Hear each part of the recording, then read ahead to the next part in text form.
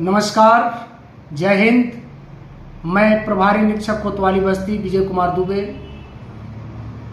आज आप लोगों को आज दिनांक 1 जुलाई 2024 से पूरे भारतवर्ष में लागू तीनों नए कानूनों के विशेषताओं, उपयोगिता आदि के बारे में संक्षेप में अपने ज्ञान के अनुसार कुछ बातें बताऊंगा। जैसा कि आप जान रहे हैं कि आज से भारत में 3 नए कानून लागू हो गए हैं। पहला है भारतीय न्याय संहिता। जो पुराना हमारा कानून था इंडियन पैनल कोड, भारतीय दंड संहिता, उसकी जगह पर भारतीय न्याय संहिता ने स्थान ले लिया है। दूसरा जो क्रिमिनल प्रोसीजर कोड था, दंड प्रक्रिया संहिता, उसकी जगह पर भारतीय नागरिक सुरक्षा संहिता ने जगह ले लिया है। तीसरा जो भारतीय साक्ष्य अधिनियम था, इंडियन एविडेंस एक्ट था, उसकी जगह पर भारतीय साक्ष्य अधिनियम बीएसए ने अपना जगह ले लिया है। नए तीनों कानून का जो विशेषताएं हैं, जो मुख्य उसकी उपयोगिता है, इसके बारे में पुलिस के साथ साथ आम जनता को भी जागरूक और जानकारी रखनी होगी।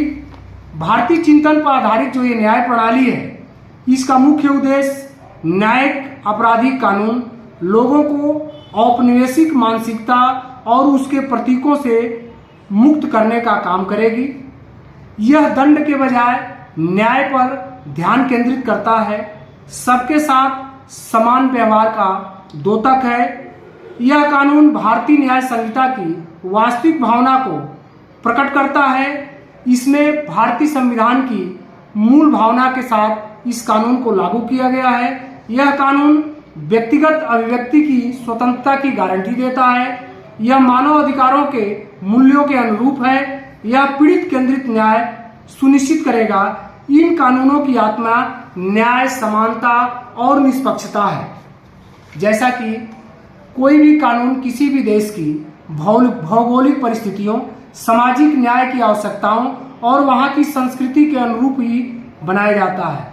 भारत में भी भारत की भौगोलिक परिस्थितियां, सामाजिक न्याय की आवश्यकता और भारत की संस्कृति के अनुरूप ये तीनों कानून आज 1 जुलाई 2024 से पूरे भारतवर्ष में लागू हो गए हैं। यह दंड देने की अवधारणा पर आधारित हमारे पुराने कानूनों को अलविदा कर दिया है। अब ये तीनों नए कानून दंड आधारित न होकर न्याय आधारित हैं। महिलाएं और बच्चों संबंधी जो भी अपराध है, उसको भारतीय न्याय संहिता के प्रारंभ में ही प्राविधान किया गया है।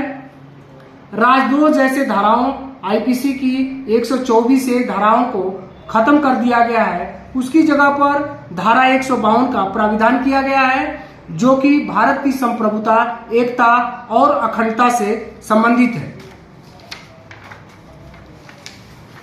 इन आपराधिक विधियों में पुलिस को एक जवाबदेह बनाया गया है और विवेचना के लिए इंश्योर किया गया है कि घटनास्थल की वीडियोग्राफी होगी। फॉरेंसिक जांच को अनिवार्य किया गया है। विवेचना में वैज्ञानिक और तकनीकी आधारित विवेचना करने के लिए निर्देशित किया गया है। आतंक और आतंकवाद को विस्तार से परिभाषित किया गया है। संगठित अपराधियों और माफियाओं को सजा दिलाने के उद्देश्य से विटनेस प्रोटेक्शन स्कीम बनाया गया है।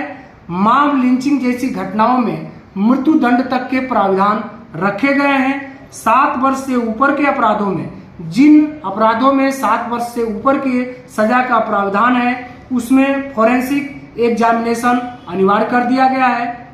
किसी भी रेप पीड़िता, बलात्कार की पीड़िता का बयान उसके निवास स्थान पर ही महिला पुलिस अधिकारी द्वारा उसके माता पिता या संरक्षक की उपस्थिति में दर्ज किया जाएगा।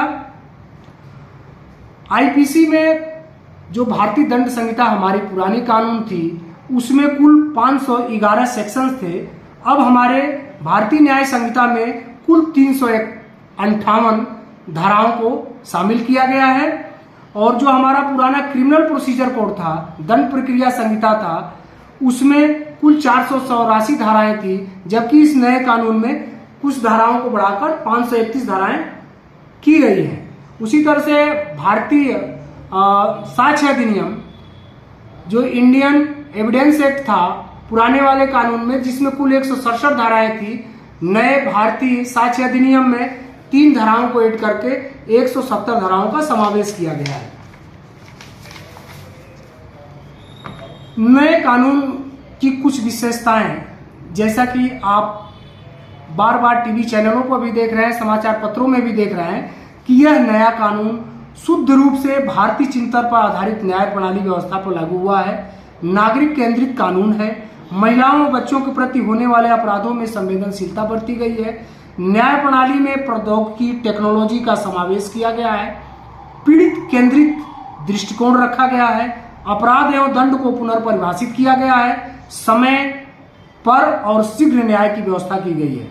पुलिस की जवाबदेही और पारदर्शिता तय की गई है। एनसीआरबी ने आपराधिक कानूनों का संकलन करके अपने ऐप पर अपलोड किया है, जहां से आम जनता भी गूगल प्ले स्टोर पर या एप्पल ऐप स्टोर पर जाकर एनसीआरबी मोबाइल ऐप पर इन आपराधिक नए कानूनों को देख सकती है, समझ सकती है। कुछ मोटे मोटे धाराएं जो आम जनता में भी लोगों को जानकारी थी, उन कुछ धाराओं को मैं बताना चाहूंगा। जैसे पुराने कानून में हत्या की जो धारा 302 थी, नए कानून में उसको 103 में समाहित किया गया है।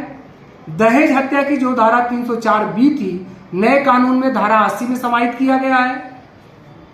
चोरी की जो धारा 379 थी, नए कानून में 303 में समाहित किया गया है। रेप